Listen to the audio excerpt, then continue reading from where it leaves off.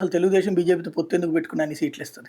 అదే simple logic. అంటే ఒకటే నా డౌట్ ఏంటంటే వాలంటీర్ని ఆపేశారు 40 ఏళ్ళకి ఒకడు.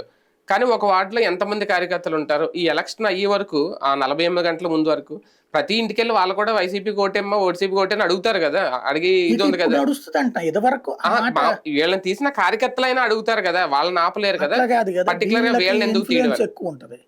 అంటే వీళ్ళు రెగ్యులర్ గా డబ్బులు ఇచ్చేవాడికి ఇంటింటికి ప్రతి అంశంలో జోక్యం చేసుకుని ఈ పథకాలను ఇచ్చేటటువంటి వాడిని చూసి నమ్మేదానికి మామూలు కార్యకర్త వెళ్ళి అడగడానికి చాలా తేడా ఉంటది.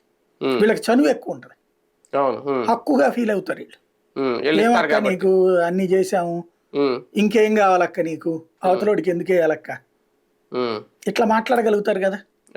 అంత ముందు ఎప్పుడన్నా ఇన్ని వచ్చినాయి, ఇందులో నువ్వే చెప్పావు కదా ఒక్కరోజు కూడా ఏది రాలేదు మాకు ఎంత డబ్బులని, ఇల్లు తీసుకున్నావు నువ్వు, ఇన్ని వేల రూపాయలు డబ్బులు వేసాము, ఎంత వేసారో ఇంకా నాయకుడికి తెలిగిపోవచ్చాము, కాగితం చదువుకోవాలి, వీళ్ళకి లెక్క తెలుసు కదా.